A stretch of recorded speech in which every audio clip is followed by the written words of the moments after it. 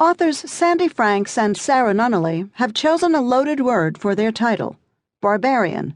It can mean so many different things to so many different people that we must begin by wondering what it means to the authors.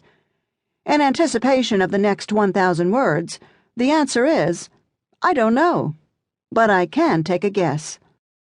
There is no disputing that the way of the world includes many things that might be labeled barbaric. Some of them will seem wrong to listeners, others will seem necessary, and some will even seem desirable.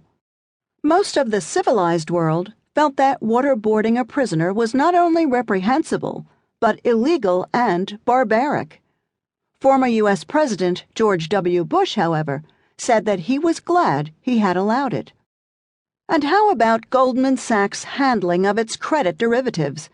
Is it barbaric to create an investment that you know will blow up on your client? Is it barbaric to create special instruments for the Greek government so that it can mislead investors and regulators as to how much debt it is carrying? What is barbaric and what isn't? Barbarism most commonly means uncivilized, but that doesn't take us very far. The Greeks accused everyone who was not Greek of being a barbarian. The word itself is believed to be onomatopoeic. The Greeks thought foreigners sounded like they were babbling. Bar, bar, bar. The Romans had much the same view of foreigners. So did the Chinese. So universal is the description of foreigners as barbarians that we could come to believe the word is not actually pejorative. Maybe it could be replaced with stranger or people unlike us. But there is another aspect to the word, the uncivilized side of it.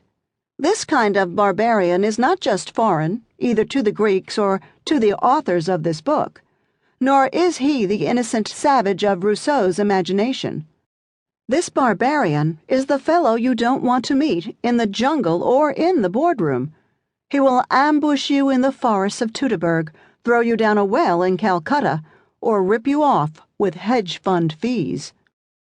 A barbarian is not only unlike us, he is also wild, savage, untrustworthy, and violent. So when we think of the barbarians of finance, we have to include the little bighorn in our thoughts. A financial barbarian is not a noble savage. He is a ruthless cutthroat and a cad. But what does that mean exactly? The mark of a barbarian is that he is literally uncivilized. Being civilized originally referred to living in a town. Uncivilized people, like the Irish before the Viking invasions, don't have towns, so they don't have the rules and refinements that city life requires. At least, that's the idea. Hunters and gatherers, by this definition, are not civilized. A hunter is a killer. A gatherer takes what he finds. In the world before the agricultural revolution, a hunter-gatherer probably needed little encouragement to hunt his fellow men and to gather up their possessions and their women. Living in a civilized, sedentary community, by contrast, required new codes of behavior. The instinct for reciprocity probably predates city life and even the species itself. It was easily applied to property. A hunted animal belonged to no one. A domesticated animal needed an owner. If you couldn't control an animal and exploit it, it wouldn't have been worthwhile feeding him. We can't imagine that owners could only anticipate that their property rights would be respected if they respected others' property. Thus, a general rule evolved that hadn't been necessary in the uncivilized world.